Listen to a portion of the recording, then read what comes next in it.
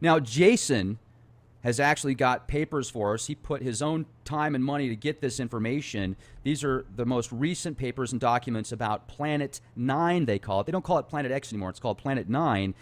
Looks like there's a 99.99% chance, according to these guys, some of the brightest minds in the field, that there is a huge anomaly in our solar system that's causing the planets to shift off axis and many other issues that people are talking about today. Now, is this Nibiru or wormwood? I don't know. Is it something? Yes. So Jason's going to break this down for us. Jason, thanks a lot for joining us here at the Leak Project.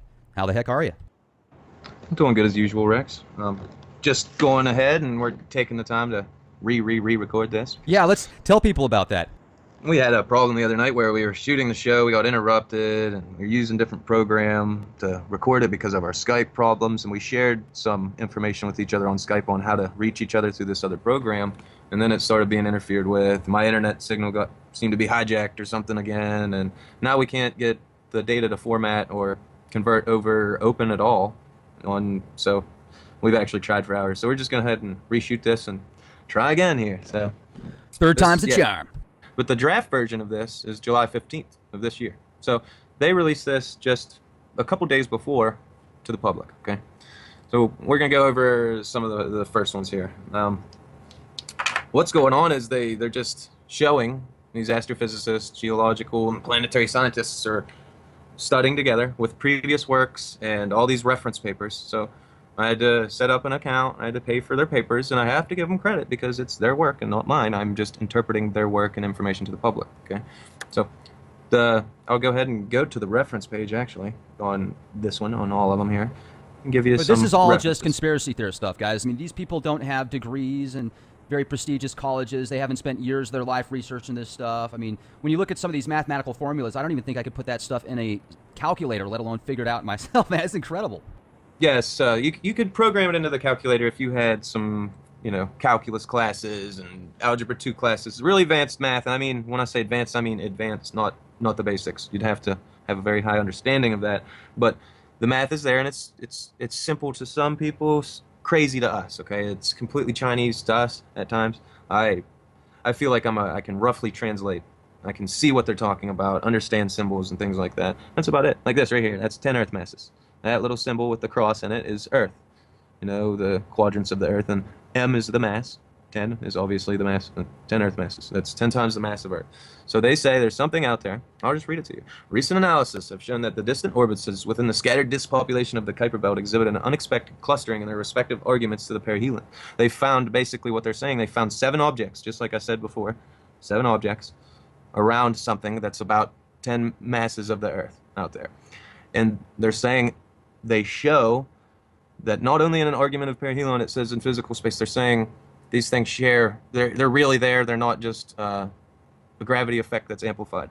There's something really there. We demonstrate that they're basically saying that clustering only has a probability of 0.0007% due to chance. So they ran all of these observations, everything they could, completely randomly 1,000 times, and the only way they could replicate that is not even a whole percent chance of a time, not even 1,000th of a percent of a chance of time. And then, actually, when you correlate their data and their findings with the other knowns that this thing has to be, it goes down way, way less than that. They're almost certain. All they have to do is name it, which it's already been named for years in our history books, I believe.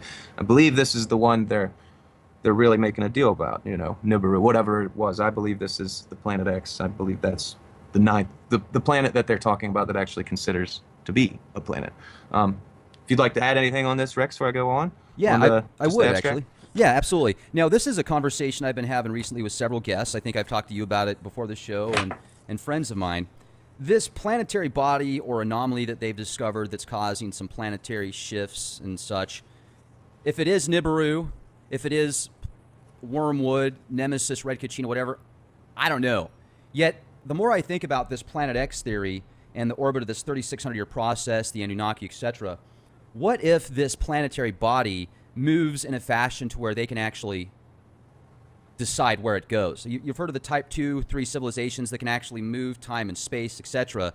And if you look at our technology, how much we've advanced over the past just 20 years, it is exponential. It compounds on top of itself. And if we were manipulated by the Anunnaki and many of these references that are talked about through the Sumerian tablets, the Gilgamesh stories, etc., the Atrahasis, Atrahasis, thank you. Yeah, Numa Elish. Yes. Numa Elish. Thank you. Thank you.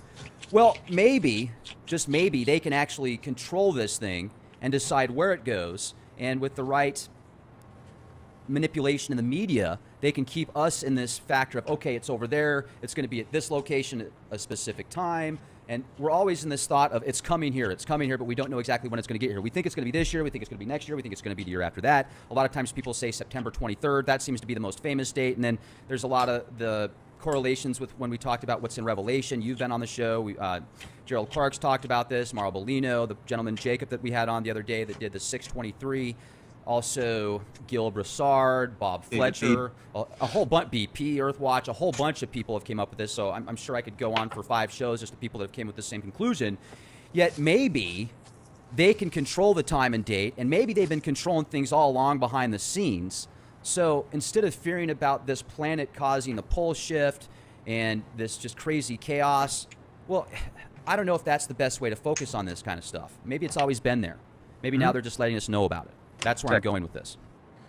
I feel that they're definitely, it shows throughout past, and I feel when they starting to reveal things like that and throughout the religious texts and things like that, you're most definitely right that it was a controlled. If they're showing you, hey, this is the date ahead of time and this is what to look for and these type of things, it was almost to give more credence to the religions and the things that maybe the people started to doubt at that time. It almost gives perfect timing if you think about it.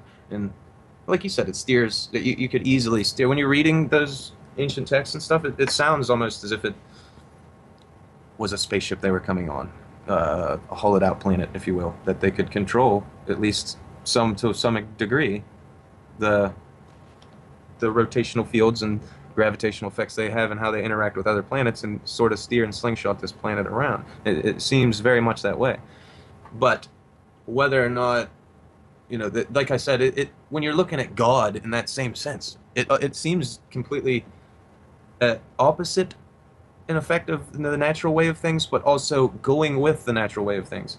Obviously, there's a lot of anomalies we can't prove with just a natural explosion or situation. That something had to manipulate or place these things in that order to make the perfect petri dish, if you will. At times it looks, but if you say that in the same sense, then they already knew nature. It was almost like they removed themselves from this.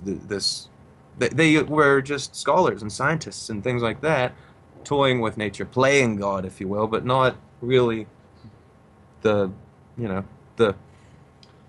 0-point energy, the force that binds us all, the energy that everything's tied to, not that God in the same sense. All right. So yeah, to completely say that, this is that, and this is this is that. No, it could be a completely positive thing. It could be like bringing completely rays of awesome galactic just goodness. Radiation off it. Yeah, that's why probably a lot of us are waking up, like I was showing you with the galactic core and how it rises and dips through the galactic core there the other day on that video. So on the video that we are not able to present today because the Zoom goblins got to it. And I'll tell you, this is incredible. It's funny because this is stuff that we're looking at science right here. And one thing that people know about science is it does rewrite itself on a continual basis, yet this is cutting edge right here.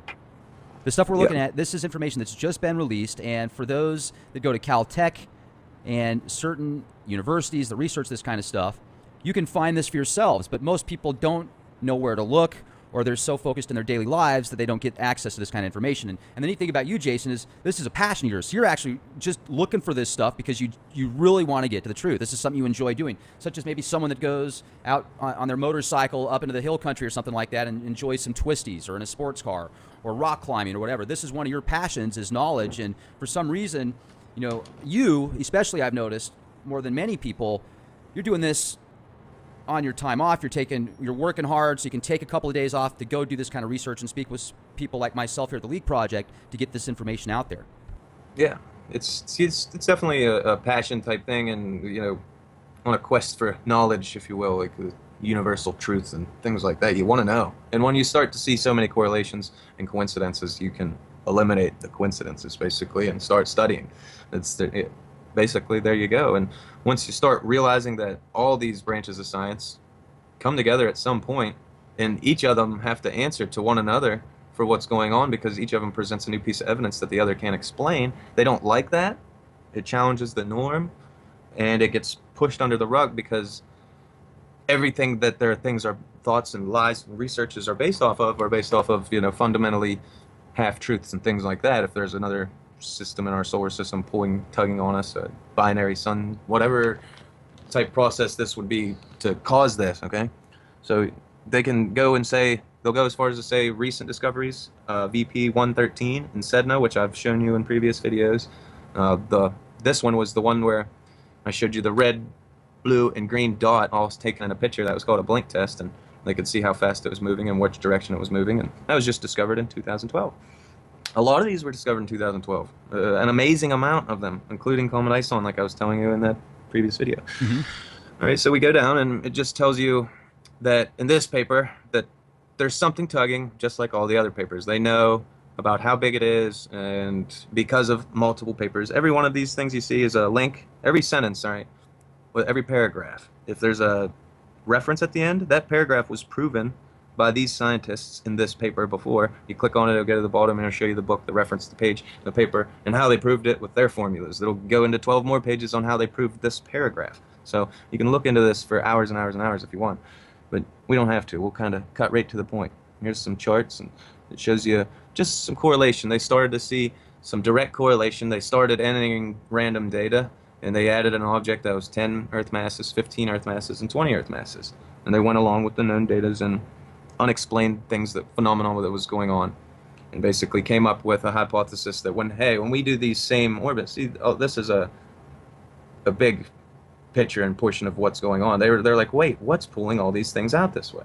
So you can just see that if you make a semicircle right here, everything would be contained inside of that, and it would pull everything outside of this perfect circle, and it would explain for a lot of stuff. There's something being out here, and that's basically it. Even if it had moons, whatever around it. See, these little things are tiny, so if this thing was out here and it had moons around it, just like this, or other things around it, then these things could be rotating around it, being pulled or strung and spaced as it moves too. So they're realizing that when they entered the 10 Earth masses, just that they started getting correlating data that just could not happen. All right, and go down to the equations. This is just one of the papers. This is from February of this year, I believe. They basically show you how they can tell all this data. They can see the gravitational lines and things like that to basically show you that, hey, there's something there around this area pulling on everything, pulling it out of a perfect orbit. And when they present it with different masses, different inclinations, different degrees that it's approaching us, then they get different answers. So they could see that it's around 10 Earth masses and coming at us at about a 30 to 20 degree angle. And it explains everything, even the tilt of the sun that we see today. And I'm getting ready to go into that paper in just a moment. Thing that if I can, real quick, just bring up Go ahead. that adds to what I was talking about earlier about this Planet X or Planet 9, Nibiru, always being there, just in different locations. Here's an article from NASA, Science. You can actually go to science.nasa.gov/science, and you can pull this up, type in Planet X. You can even Google it, find it real fast, reference point. This is from July 29, 2005. 10th planet discovered. It's definitely bigger than Pluto, so says Dr. Mike Brown of the California Institute of Technology, who announced today that the discovery of a new planet in the outer solar system. The planet, which hasn't been officially named yet, was found by Brown and colleagues using the Samuel Oschin telescope at Palomar Observatory near San Diego. It's currently about 97 times farther away from the sun than the Earth, and it's for comparison, Pluto is 40 AU units from the sun, and this one's 97. So that's interesting. And then every time there's an article that comes out, it's a little bit closer. It's a little bit closer. It's a little bit bigger. There's a couple more specks over there with that telescope. Oh, those are the planets. Those are the moons around it. It just seems like they've been conditioning us with this stuff since even that black and white film that they made in the early 1900s or the 1940s or something like that you sent me, where Planet X discovered, and you've got Robot Man walking around, and there's references to the Anunnaki and all that kind of stuff. It just seems like they've embedded this stuff in our psyche since, I don't even know how far back. Since time began. Think about even the ancient cultures. That's like Zeus and all that stuff. It's just been embedded into their culture. I mean, even like Darth Vader and Luke Skywalker is almost like Enlil and Thoth, battling. Like it's like every aspect of our culture has been engrazed with this old story and just glazed over with a different shell, so people can regurgitate it or reform it or take it into their brain. And then once you start realizing this stuff, it's everywhere. And they've been doing this to culture for everywhere. The guy that you brought up, Brown, he's actually the one that wrote all 3 of the papers that I'm showing you. This is his paper with his colleagues. Oh. This is what. So he's still on the cutting edge then. Yeah, he's the one that's following it and releasing information slowly, bit by bit, to the public. And I believe that he's working in conjunction with some people that are telling them how to present things in a way that it isn't very, very mainstream. Just it won't be pulled in there. Like I said, they give it Planet 9 tag name, but everything else falls into. I mean, wait till you see this next couple papers I'm showing you. This is the observational constraints on the orbit and location of Planet 9 in the solar system. So that's showing you why you can't really see it. And that was done June 20th, last month. But this one is the one we're going to read. This is really the one. This was 8 days ago. The man himself and his colleagues, Bailey, Vatican, and Brown. They worked on all this and referenced it all. So what they realized is there's a 6-degree obliquity. And that means the plane is, just let me pull up a quick program, it'll be the easiest way to do this. There's the plane that we call the ecliptic, okay? And it's just easy to show and how they measure it from there. So they take the ecliptic plane, and from there they measure a 90-degree angle. And that is 0. And then an offset's 180 and 90 and 270, so on. And it's just how they do it.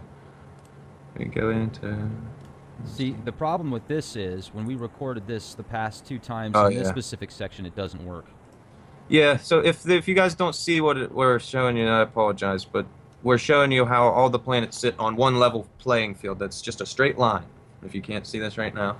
And they measure up from that at 90 degrees to make up from the sun, and that's your 0. And from that is where they base this, okay? From that to where its North Pole is and where it actually rotates. So when you're holding a globe on your desk and you're spinning the globe, you notice how the axle goes through it and it's tilted. It's not straight up and down, and the globe is kind of cockeyed. That's what I'm talking about. You knowing that 90 degrees straight up and down level is where it should be, and seeing that it's tilted and spinning that way is the obliquity. Okay, so our Earth's about 24 degrees. The sun's only 6 degrees. But what they're saying is, if we lived in a binary solar system and we had a planet that was 5 to 20 Earth masses bounce between those in an eccentric inclined orbit, it would explain this completely, and all the other phenomena that we observe today that is unexplained, basically. All these, like I said, are references. What he goes in to say, he just gives an introduction on all these papers. Now, every one of these papers is saying the same thing, basically. Every one of these astrophysicists, scientists, every one of these people know that there's a planet out there, and this is what they do, is they study Planet 9, Planet X, Nibiru, whatever you want to call it, these incoming planets, these incoming bodies, and how the universe works. So what happens here is we get into the geometric setup of the dynamical model. So what I believe happened here, and what they're not showing you, when they give you this model, because they go out as far to show you a model of the orbit of Planet 9 and how it matches Sitchin's, Harrington's, like Gilbert-Lazard's to a point, at least by the shape. By the shape, right? Okay, by the shape, anyways. You can see where Gil's coming from it by shape. And like I said, Gil's data does show up in the Bible. But God time was multiplied by 10, and a lot of people don't realize that. That's what I was saying. A day is a month, a year is 10 years. 10 years is 100 years. They actually break that down in the Bible in a lot of places. So like a year to God, and just like the Anunnaki is like a shar, these things, it was different. So he could have been off by 10. It's off. The Sitchin could have not realized things. It was a number basis, but they have a number basis, the sexadecimal. I doubt, after I realized this, I doubt that Sitchin and all these people that know and understand a number system that are 360 degrees of a circle or 12 inches in a foot, 12 foot in whatever, however you want to say it. There's always that reoccurring 12, 16, 360, 180. It's based off of a number system that's sexadecimal. It's their Anunnaki number system, and we still use it. Have you ever thought of like, why is there 12 inches in a foot? And oh yeah. You're like, that's why. That's what it came from. It came from there because you used to be able to count that on hands. All right, you can count into the millions and divide into the millions and things like that on your hands. That's why it was so efficient. Okay, there's a counting system that you can use the creases in your knuckles, and literally anybody could multiply into the millions and divide into fractions on their hands without a calculator. Okay, pretty cool stuff. Well, you would, if you wanted to do that, probably have to get rid of the high fluoride toothpaste. You'd maybe need to step back from the genetically modified corn chips, maybe not watch as much Hollywood mind control programming and actually study. Then you could possibly do that, yes. Yeah, it's It just is well, it's the idiocracy idea. nowadays. Dropping zeros. Yeah, that's what I'm saying. If you can count your fingers and just remember, basically, if you wanted to do it, you could write the numbers in their equivalents on the line that your knuckle is, and you wouldn't have to. You could literally do this. We could teach this to people. Is that how they got the term knucklehead? Probably. Yep. Knuckleheads. Yep. I'll tell you what. They can count with their hands, but no, it's brilliant though. That means the human genome was considered when thinking about this. But something that's 10 to 20 Earth masses, the beings that live on there, if they're humanoid, they'd have to be really tall and have a lot of really big bone structure. They'd be like gods compared to us to just withstand the gravity of that planet. That's why when they come here, it would be like just like a paradise resort, and we'd be fleas to them. And then if they give us some of their genetic code, it explains why a lot of the problems we have, because they gave us some codes from high gravity planet, put us on a low gravity planet, put us upright with monkey DNA, this, that, and the other. And there's problems all throughout our race. If you realize that if we were really naturally evolved the way we were, we wouldn't have any of the diseases like MS or anything like that. It can't be proven through evolution because it happens too quick. Mutations can happen. Go ahead. You know what I wonder, Jason? If 90-something% of the diseases and ailments out there are some way, shape, or form created by mankind. Now, let's look at this for a minute. If you go back to the polio vaccines, that over 100 million people that received the polio vaccine were injected with cancer cells. Look it up. Now, let's add to that. Not only did the people that got that virus get injected with cancer cells, okay, so once they get injected with it, essentially, it is a generational effect. Their kids can get it. Their grandkids, their great-grandkids possibly. That is a generational effect. If you go look at all of these neurological disorders and skin issues and problems people have with digestive issues and such, how many people 50 years ago had those problems? 1%? Maybe? Look at somebody, look at a picture, go back and find a black and white image of people 50 years ago, 60 years ago, 70 years ago, 80 years ago, and then look at people now on a mass archetype here. Look at groups. If you don't see a difference there, then you need glasses. I mean, it's insane. You look at society now where you've got factory farms where they produce chickens and that can't even see daylight because they won't grow as big. They're force-fed steroids and growth hormones, so they can't even walk more than a couple of feet, and then they fall because their bones won't handle it. A friend of mine back in the day told me about these. He saw this chicken truck where it looked like this genetically modified chicken was trying to get out of its cage on the freeway and kill itself. He said it was the creepiest thing he ever saw in his life. You see those leaked videos of people sometimes that work at these farms and slaughterhouses and the way that they treat the animals before they kill them it's just like, wow, hell does exist, folks. It's here right now for some creatures. It's absolutely horrific. And then you look at what people do to their own family members without even realizing it because they're lied to by certain pharmaceutical industries. And they think they're doing the right thing. And in reality, oftentimes, it's poison packaged into something good.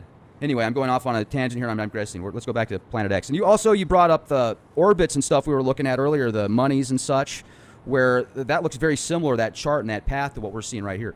Yeah, I think that video is actually good. We did that one on Skype, so you'll be able to share that one. Yeah. So yeah, they'll see that part. But what they did here was what I believe is there's something, I don't know if that is human that's doing that. Whatever maybe is manipulating the very top of the pyramid, we'll say, is definitely causing all of this. So I don't know how else to put that. And there's probably maybe there's two warring factions, the one that wants the top of the pyramid and the one that is at the top of the pyramid. And they probably both want the same major agenda, just want them to be in control of it. So who knows? There's obvious conflict going on. You can't go to war with yourself, all right? That's just, I mean, you can, but it doesn't make sense unless you're playing the middle field and manipulating the people for their own extents, but there also seems to be some kind of benevolent force pushing through and wanting to help people out and enlighten them too, because there's got to be a reason that there's people like me and you and others out there that think like this, that connect with each other, and just can see it for what it is. That's, Absolutely. there's got to be something assisting us through all this darkness, and who knows what it is, but there is that cosmic balance there, that yin and yang, and without that there'd just be nothingness. So you can see it apparent in your everyday life. Like I said, it's the reason why, too much sun burns your skin or too much rain sucks, but why you enjoy a little bit of both after you had too much sun or too much rain or any of that. It's pain with love. It's just the way things work, man. So on to the next thing. I believe what they did here is just flip this 180 degrees, this being the south pole of the sun, and they just didn't label that because it's your reference plane. Here's your reference plane. It doesn't show you which direction is north from there, okay? Basically the galactic north. So they could show you this, tilt it in any direction and whatever, but said how they misleaded people was to do it this way, I'm believing. Because when it crosses right here, this is the ecliptic plane. I believe that down here is the northern hemisphere, and all the data shows this. That's why they got the Chilean, and they even show you here in a moment why they have to view it from the southern hemisphere in high conditions, things like that, and where they're looking for it. But they got it down to an orbital plane, and they say that it's definitely not within 2/3 of the orbital plane. They got it down to a 1/3 section of the orbital plane, and it's pretty close to the Earth. So yeah, that number you were talking about it gets pretty small. I've seen it get as small as 0.3 astronomical units of the Earth, like is the closest, like aphelion. So that's 1/3 of the distance from us to the sun, away from us, which could be in between Mars and Jupiter about. We'll just say that. And yeah, that's pretty Nice. crazy, man. That's crazy. The 250 astronomical units would be the perihelion, so that'd be like the furthest it's out, and that's what they're guessing. To go on more into that, it just shows you. So yeah, flip that, take this into your mind and flip it completely opposite, just 180 degrees, and you would see what I'm saying there. That's all. Just put this as the South Pole, and the one you don't see down here below this blue plane is the North Pole. Okay, so it's just like a different view of a picture. So to go on, it says there's basically a perturber, and they know that there's something perturbing orbits, and it can't be explained by those 7 objects that they've found and labeled. So they actually labeled these 7 objects with like serial numbers, basically, so people can't look them up or find them or try to search with them with their own telescope that easily. And what they're doing is they're really, like I said, they're cleverly hiding this stuff. You have to have a college education to really know what the heck's going on and get a full understanding for yourself without looking within somebody else to see what this stuff really means. But when you just look, they come to conclusions, usually, in layman's terms at least, somewhere where you could translate it from that.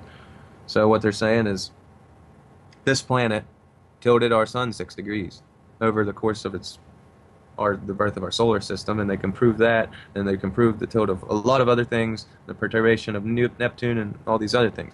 Here's 10 mass of the Earth chart. Everything works out. The 350, all these numbers in the incline is between 20 and 40 degrees, so it's, like I said, about anywhere around -24 to 30, I remember in previous interviews, and it's showing you that that's correlating with the data, the good one.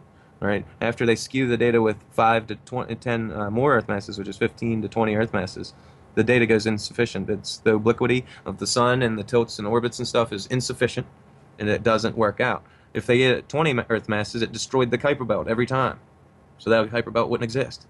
Okay. So they know it's about 10 Earth masses, and then they run these charts thousands of times, and that's how they get the data. It reflects, and that's the same thing up here. So they did it with another kind of measurement where they did the spin orbit misalignment, basically, where it's the same thing I was talking about, but it's like I said, when you're spinning that globe, how it's not where you think north, like if you were to put a basketball on your finger and spin it, as opposed to how the globe spins if you had a globe spinning there in orientation to the tilt, basically. Right. There you go.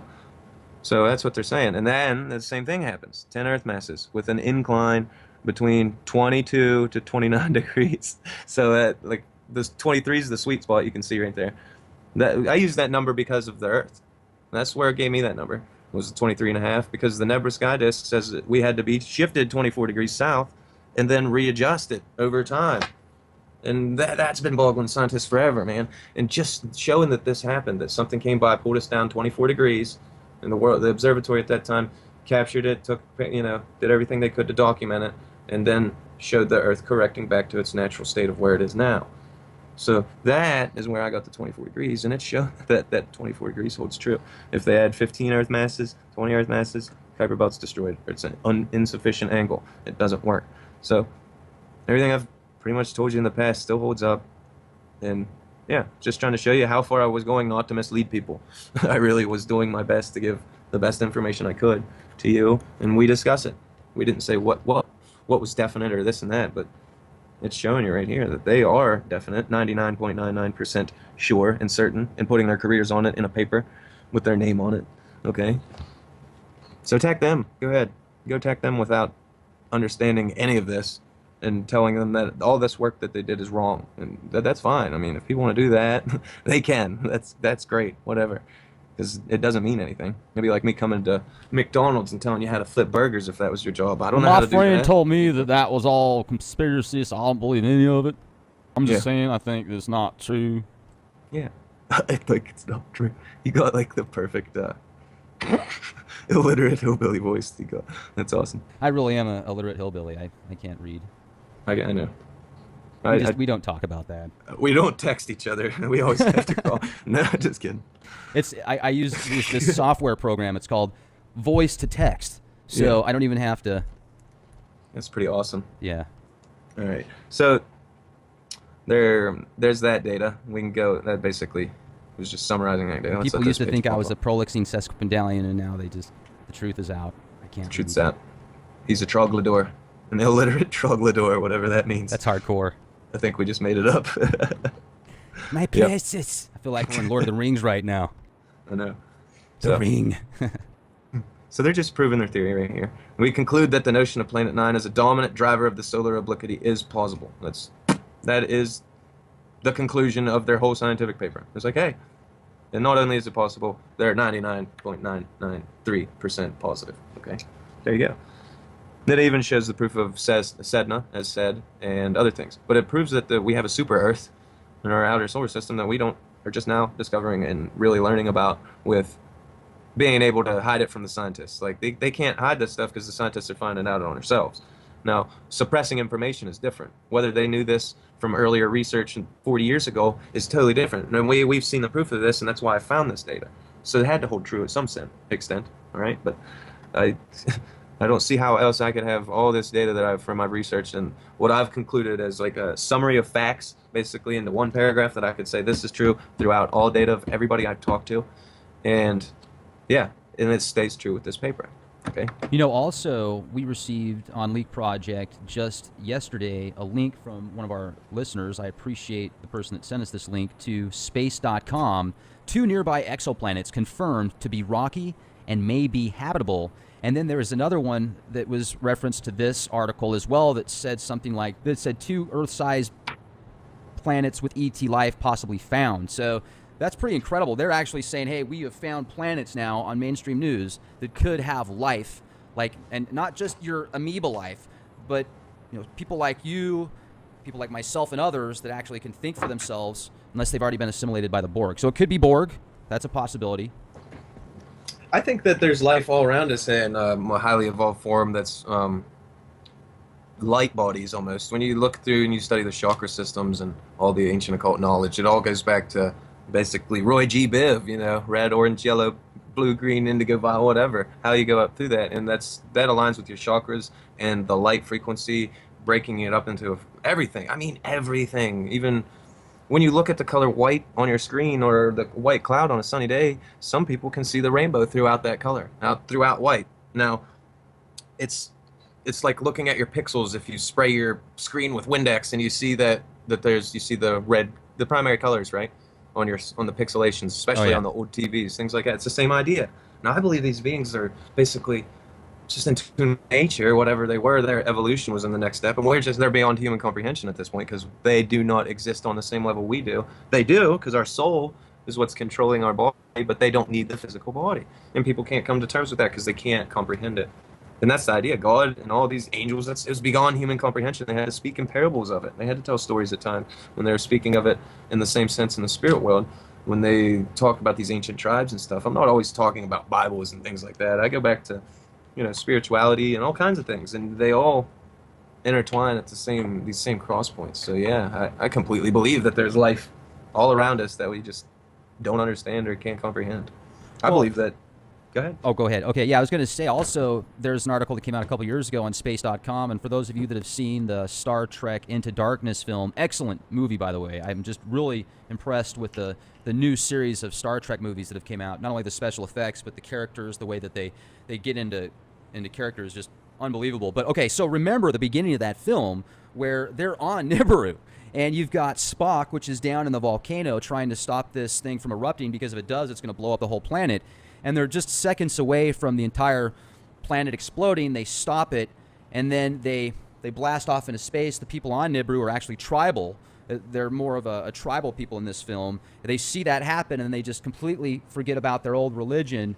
Not forget about it, but they change from their old belief system. Now they believe that ship that's blasting off into space is essentially God form. Yeah. They thought it was like they watched it save them, come out of the volcano, this and that. And like I said, the people stole their scrolls and jumped into that ship. They thought when they were stealing that old religion and hung it in a tree, they thought that was like they were being symbolic. They were trying to study their religion and culture and then, infiltrate and then leave and not show them. Kind of Anunnaki, type, influence them, but don't let them know. That's like a breaking a galactic law. They cannot be tribal and seeing spaceships flying out of the ocean, man. You will mess up the whole storyline of that culture. And that's what happened, and that's why he got kicked off the ship and lost his captain privilege, and why Spock took captain. I remember watching that. And it made a great point, and it breaks it down for people to understand the relationship. This isn't conspiracy, it's a storyline. Okay, it's not a conspiracy because there's more dimensions to it than you can comprehend, or layers to it. That gives it reality. Okay, there's a difference. When you only have one veil of piece of evidence, like a crappy photo or something, and then you're just telling a story with it, then that's different. We have people, dedicating their lives finding artifacts. It's all the evidence is very whatever you want to say.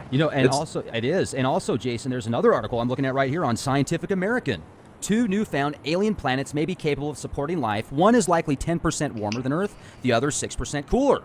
How cool is that? And then if you read this, the Kepler Space Telescope has spotted 4 possibly rocky alien planets orbiting the same star, and 2 of these newfound worlds might be capable of supporting life. Well, how would they not be capable of supporting life, as one is 10% warmer than Earth, which our planet could be 10, 20 years from now, and then one's 6% cooler?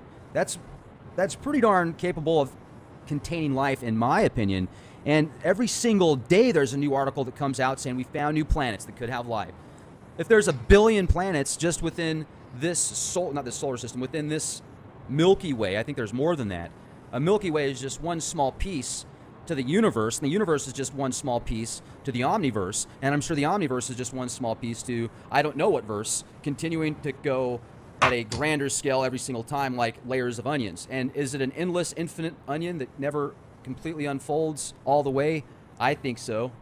Yeah, it's a river of energy, the way I look at it, and these universes are bubbles. Universes are like bubbles in that. So they don't really interact with each other. They might be beside each other or around each other or very, very similar to each other and happen in the same process, but they come from the same source, just like matter manifests particles or wavelengths. That's it. That's the only thing. When you throw something in the water, you see both of them. You see the drop come up out of the water, and you see the wavelengths moving outwards. So you see this transferring of energy from your hand to the rock, to the ground, to the water, to the ripples, to the fish all around them. Just that one little transferring of energy from you throwing a rock, you can learn so much about how this is an energy cycle. This source energy, that's what people are in the religions, I believe, were trying to tell us was God. This 0-point energy had removed itself from the original source or wherever it was to create a void to let these things happen, to make it basically just it almost takes consciousness, like a all-knowing everything, the everything that we just basically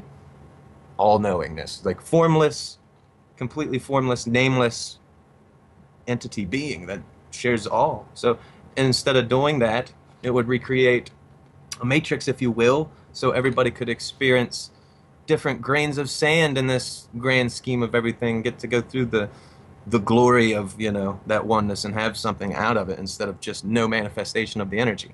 The energy's kind of wasted if it doesn't manifest something. So it's like you said, a river of energy that creates those bubbles and the omniverse, you called it.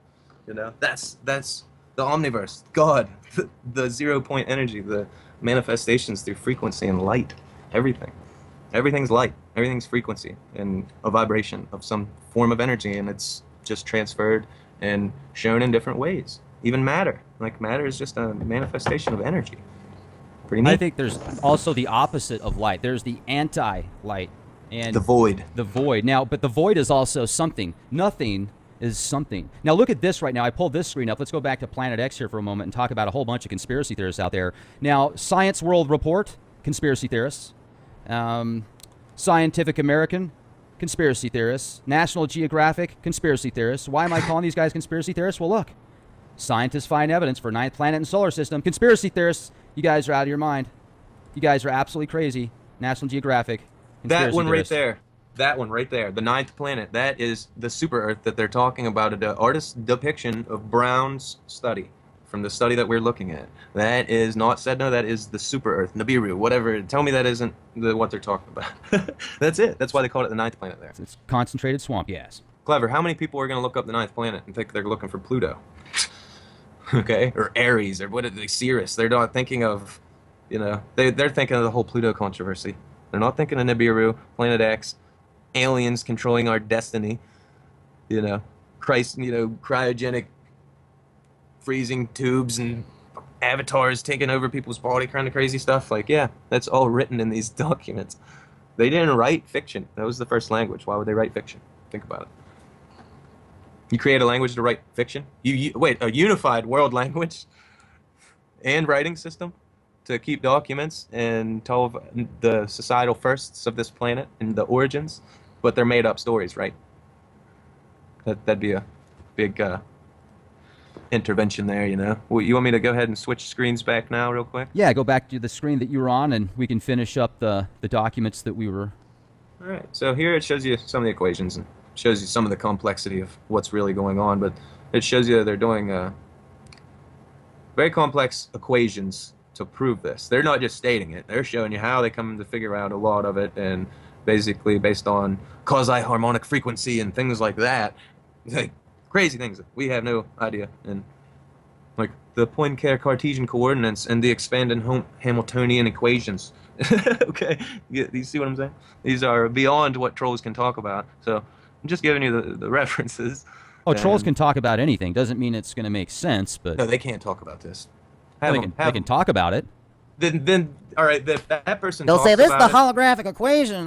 It doesn't say this in the Bible, so it's not true. I'm telling you, I was told it's not true. It's not true. You're going to hell. That's different, though. That's a believer, and they're not trolling on purpose. Or they'll just start swearing at you. The mother effer is you fool this beep beep beep beep. I'm telling you, they'll just all cap letters. Yeah. You're the demon. The Earth is flat. Yeah, so exactly, that's what it is. Like they talk about flat Earth and this and that. And like I said, anybody that tells me that, like I've literally had discussions where I've told people and they just kind of stopped talking about it because they realized, wait. I have a good friend that thinks the Earth is flat still, and she hears me give her a hard time often. So I'm just joking around about that. You guys know I'm just kind of playing around here, but really though, there's a lot of comments like that, and sometimes when I read those comments, I feel that it really is a troll leaving that just to spin somebody, not a government troll or anything, but somebody that says that just to steer the attention away somewhere else. Oh man, there's another guy that thinks the Earth is flat when in reality he doesn't. Well, a lot of them people are scam artists and know how to make money off YouTube, and that's what they do. They make lies and they fill them full of lies and filters and screenshots. They look around, they say, oh my god, this guy is sharing lens flares and people are loving it. I'm gonna make money off this. And that's what they do. And they watch the cameras and then they're like, oh, Mandela effect's ending the world and this and that. And when it's all every example, The nano-goblins will eat your brains. You can watch the DARPA technology. They are doing it right now to me. so it's funny. How are they gonna attack me for saying things every time I can present it with data, and then when I debunk something, I debunk it with data, all right? So I'm they call me a conspiracy theorist, but when I say something about what they say or can prove it wrong, I'm not a conspiracy theorist, I'm a troll at that point. You get what I'm saying? It's whatever fun. fits their agenda at that time. Yeah, exactly. Anyway, I think we've hit on that enough. But we'll go on. So they were just talking. Kumbaya. Sorry, I just totally destroyed that. Kumbaya. I'm gonna have to edit that out. It'll be all right. We'll go on. So Planets 9, their conclusion was they know they got it down to an orbital configuration, and they know that it's not in 2/3 of that orbit. So they're gonna continue to search the rest of that 1/3 of the orbit until they find this thing. So what they're telling us is this is a time bomb. They've told us the whole time. It's been here in front of us the whole time, and they did tell us. We just didn't pay attention. Okay, it gets getting closer and closer. They're showing us that they're gonna any day now they'll be releasing it any time within the next couple months. I guarantee it. But yeah, they gave basically suggestions with The graphs. Jason Jeffries guarantee. You Or look- your money back. Oh, your money back. Yeah, they'll be discovering this or taking photographic evidence of this here very soon. But they have a chart up here that shows the coordinates, the speed of the trajectory. I'd like to show this to Jared. He has to see this because he does a lot of this math with all trajectories. Speaking of Gerald, what a great interview we had the other day when he was on Mauro Bellino and Claudia. I'll tell you what, the works that Gerald's put together, paralleling with what Mauro has put together, being a translator for the Vatican, and he was handpicked to be a translator for the Vatican. And then after he comes up with all of this information, well, essentially now he doesn't work with the Vatican anymore. But it was just so neat to see their ideals and life work, essentially, their magnum opus, coming together, and that apex of paradigm-shifting information was just an incredible interview. And you read through the comments of that, whether it was from a Christian or a Muslim or somebody who's agnostic or atheist or somebody that studied the mysticism and the more hermetic type arts, almost every single comment was positive. Now, at the same time, there was the people that were like didn't know what to think and gave their opinion of how they felt that it was not true because of their beliefs in their religions, which is totally cool. And that's what's great about the Leak Project is you can bring ideas on all aspects. And if you don't agree with it, let's have a good conversation about it and debate. That's what makes people more in tune with everything. I mean, if you really think about it, no matter how good science is, doesn't it seem, Jason, that science rewrites itself more than it doesn't? It's a constant evolution of change. Yeah, we're constantly trying. It's a struggle for understanding. And once we have more understanding, and it's paradigm shifting, like I told you, we have to go back and recalculate data because we have new angles. And then we can start to eliminate phenomena and give them known facts, known sciences. Okay, that's what happens. It happens every time. Okay, it definitely. When Mauro said that the Elohim were the Anunnaki, and he confirmed that, that was enough for me because everything he said was basically me, you, Gerald, all of us have talked about this on the show. And these were our translations or our assumptions or look at the difference. Look how this says we, us, let's create this, him in our image and this and that. You realize that there's a conflict between these Elohim, the Elohim, these. And when you realize that it can be taken in the sense of a verb, like the word saw. I could say I'm going to saw my leg off or I saw a plane in the sky. That is what they were trying to figure out, okay? And then once they clouded your judgment and made it called God because these people were your creators and you see what I mean? They clouded the water because saw, the same type of thing was going on. They didn't know if it was a verb or a noun. But what you can do is look at the words around it and you can see that it says... My friend seen that scene. You know that scene in that movie? Did you seen that? Yeah, so the words leading up to it are the clues. You can say that it says, let us create him in our image. That means there is more than one. The Elohim was a noun, and it was a plural noun. That, done. And it's translated into Hebrew. You can type in Elohim on Google Translator, hit the blam, hit it up, and it'll show you what it looks like in the Hebrew and how they read it. And there you go. This Mauro didn't add vowels to cloud the water or say, well... he was talking about a chainsaw. He didn't mean he saw a chain, like he didn't see a chain laying in the yard. It was using a chainsaw. He doesn't do that kind of stuff. He translates it, and whatever the clues around the words are, that's the literal translation. They're not going to make an illiterate sentence like you just said, and it's just what makes sense. They're not going to make typos in a Bible, things like that.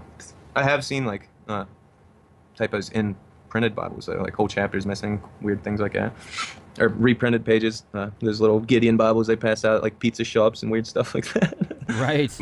But anyways, here is your declination. I'll read this to you. Using all the constraints on the orbital and physical parameters of Planet 9, we can predict the location, distance, brightness, and speed of the planet throughout its orbit. Regions within 10 degrees of the galactic plane are outlined in red. The ecliptic plane is shown in blue. The colored portions show regions where the Planet 9 would have been or should be detected by previous or ongoing surveys. Light blue shows limits from where the CRTS reanalysis. Yellow shows the dark energy survey limits and coverage. Dark blue is the pan-stars.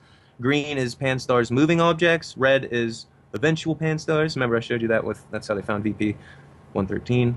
Another planet that just discovered. Orange shows region exclusively ruled out by the lack of observed perturbation of Saturn. So it means that if it's orange, it's probably not there.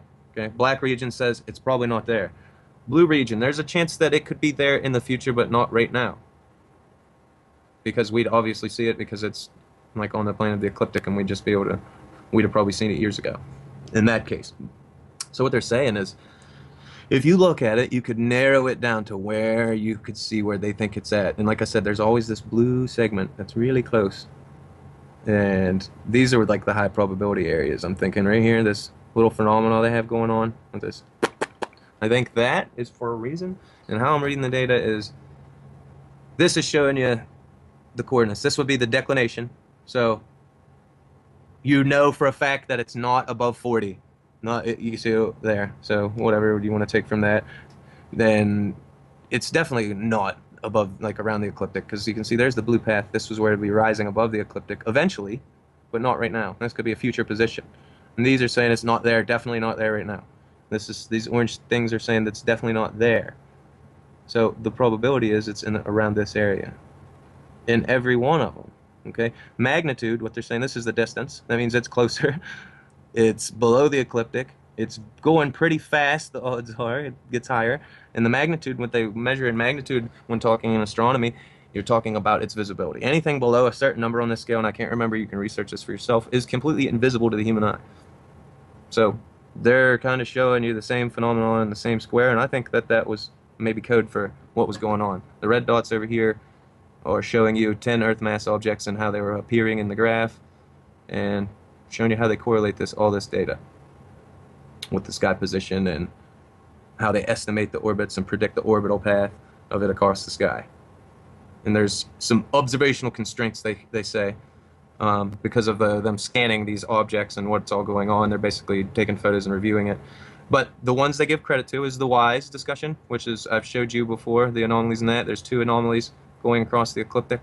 There, one's in Virgo, one's in Pisces. And they're going opposite of direction of any planets and what they should be. And they're thinking a 10 Earth mass planet. And it's above, they're thinking that it could raise above a black body level, meaning like an invisibility level, so we could potentially actually see it with our human eyes at some point along its orbit. And what they're saying is this is another survey that could have found it, but they didn't find it yet in. This is the other surveys where they had things turn up in them, and there's a good estimate that they're actually further out in space, so they're probably not as relevant to us at this point right now because this thing's closer than that. This is the dark energy survey, and it'll show that it'll be sensitive to it once it gets in within a certain range. Once it becomes within a certain range, it could indefinitely detect this thing. And I think they were hinting at something when they said the dark energy survey. That just... Why wouldn't they call it something else? I don't know. Kind of puzzling. And they have additional surveys here. If you have anything to add real quick before we go over the conclusions and discuss anything else, we'll go ahead and add it, Rex. No, I think you're doing a great job, Jason. I'm going to give you the mic to finish it up. And once again, I want to say thanks for coming on the show. Awesome. Okay. So, yeah, we got basically what they're saying is they know this thing's coming in. They're getting ready to see it. They got it predicted. They call it Planet 9. It proves Sedna, the tilt of the sun itself. And they actually admitted that the sun is tilted 6 degrees, which I thought was nice since everybody was freaking out over that for the whole YouTube community over the summer was saying the sun's tilting and things like that. And the sunspots, and yeah, well, they confirmed it, so that's cool, right? And let's see here. Yeah. Also wanted to give just credit to the people that put the paper together, and yes, that way, because I mean, this is just so much information, and the amount of time they must have put into this is incredible. Yeah. So I'm going to go ahead and go over the reference pages here. Our views of any of the references on this paper itself. I'll go to the top. We'll read those are the references on the other papers I've shown. We'll go to the top and read the author's name. Konstantin Badigan and Michael E. Brown. extra special thanks to you, truth seekers and awesome smart guys. Yeah, thank you very much. Seriously, your minds are absolutely at another level versus myself. I couldn't do this kind of stuff. I've, certainly, I can talk to people, but when you get into this kind of data, it's just mind blowing. So much appreciated. Yeah, exactly. Michael E. Brown and Constantine Badigan again, and Elizabeth Bailey, and the latter two that we mentioned before. We'll go down to the final reference page, so we make sure to cover all the references and give everybody the data. If you guys pause over this, anytime you want, you can look these data up, type it in just as you see, and they will pop up with results. That is a professional reference, and that will show you the paper that they were talking about. Some of the papers will cost you about $9. Some of them are free. I only had to pay for one of these papers to release it to the public. The rest were cool on and available on my library card. But I had to set up a library card with them. So yes. So there's many references. There's the astrophysicist talking about this that everybody was asking for. There's the scientist telling you. I got to say something real quick too before we close out. You brought up, those are the astrophysicists. These guys are well educated. They've been going to school for years, and then now they're professors. And these are professors as well, aren't they? Yeah, they're literally in the Division of Geological and Planetary Sciences from Caltech, California Institute of Technology.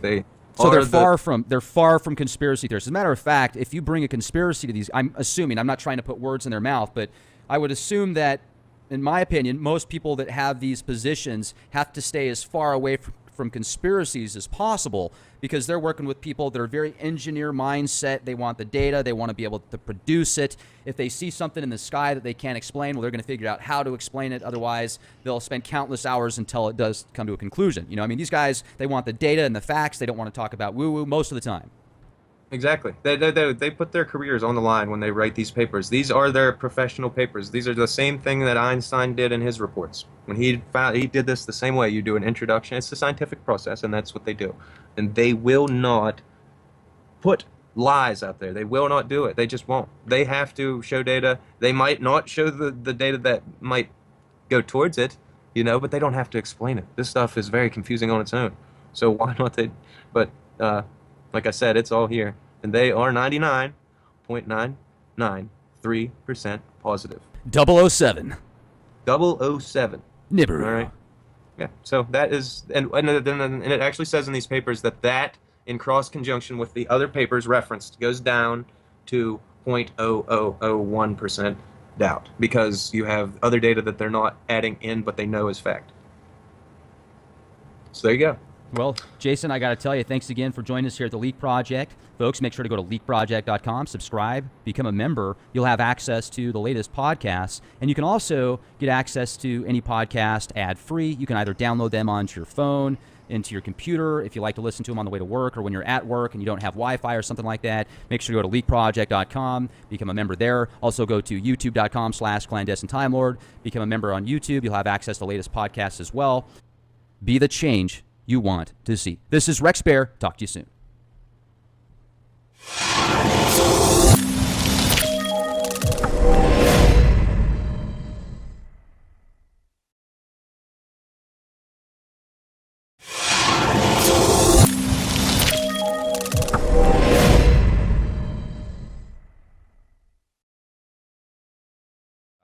Now, Jason has actually got papers for us. He put his own time and money to get this information. These are the most recent papers and documents about Planet 9, they call it. They don't call it Planet X anymore. It's called Planet 9.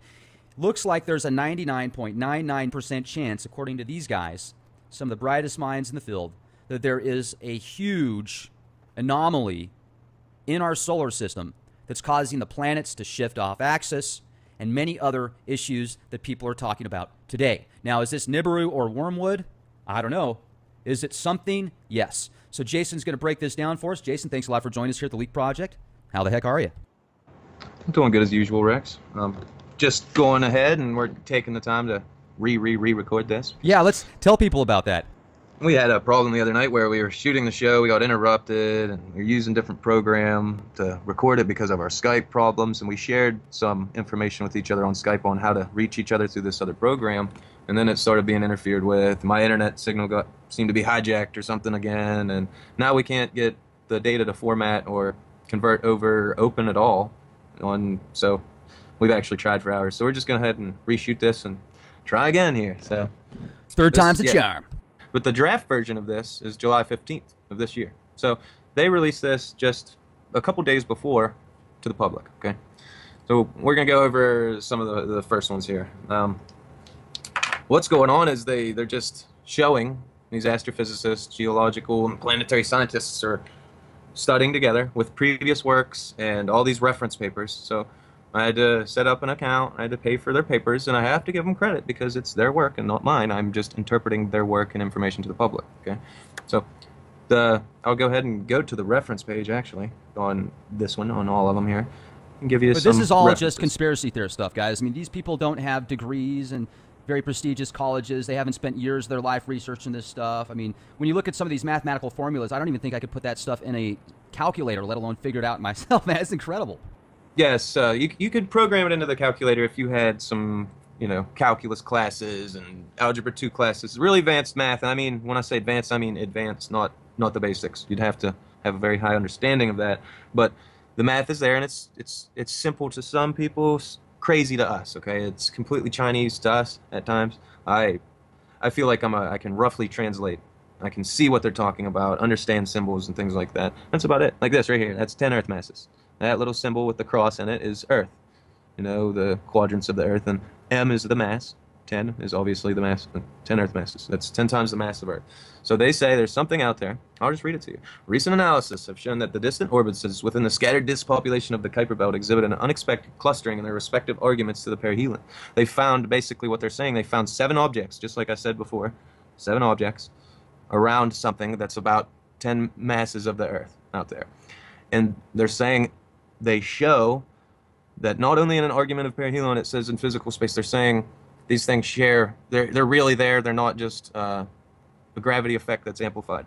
There's something really there. We demonstrate that they're basically saying that clustering only has a probability of 0.0007% due to chance. So they ran all of these observations, everything they could, completely randomly 1,000 times, and the only way they could replicate that is not even a whole percent chance of a time, not even 1,000th of a percent of a chance of time. And then, actually, when you correlate their data and their findings with the other knowns that this thing has to be, it goes down way, way less than that. They're almost certain. All they have to do is name it, which it's already been named for years in our history books, I believe.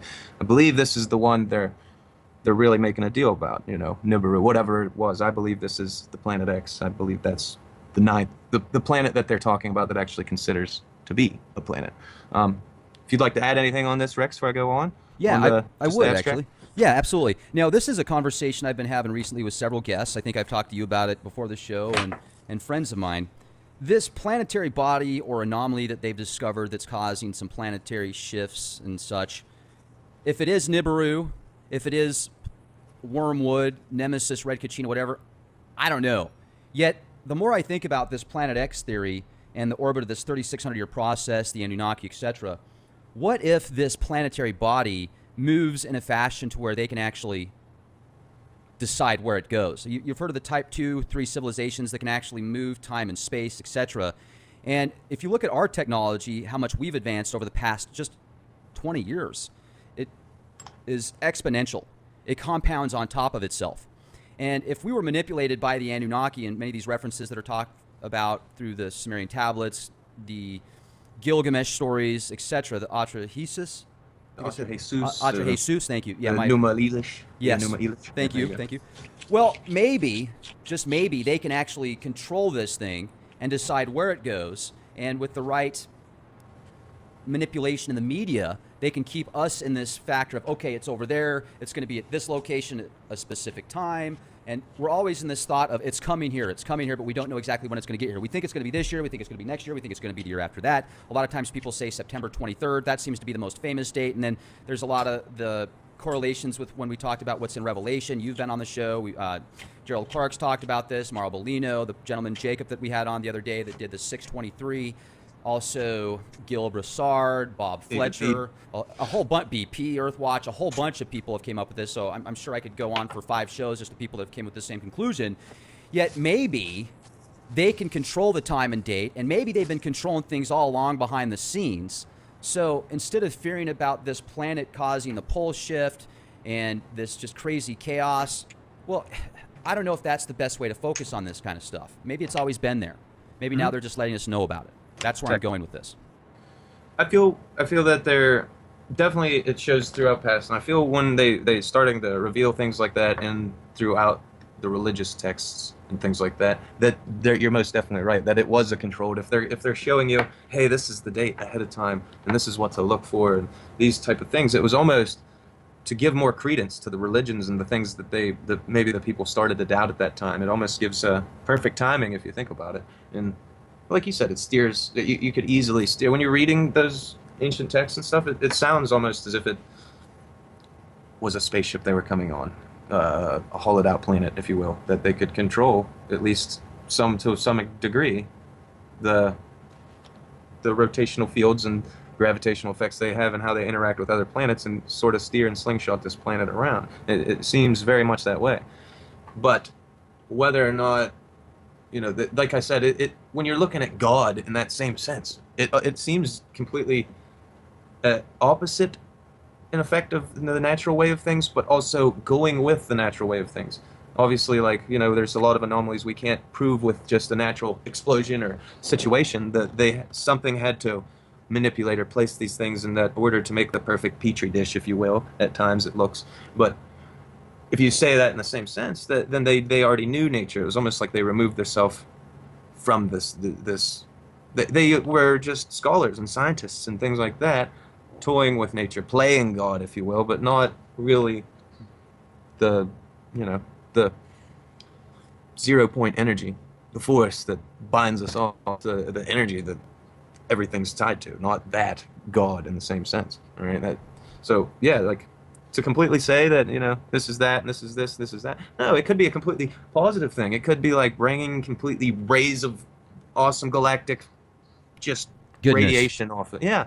That's why probably a lot of us are waking up, like I was showing you with the galactic core and how it rises and dips through the galactic core there the other day on that video. So On the video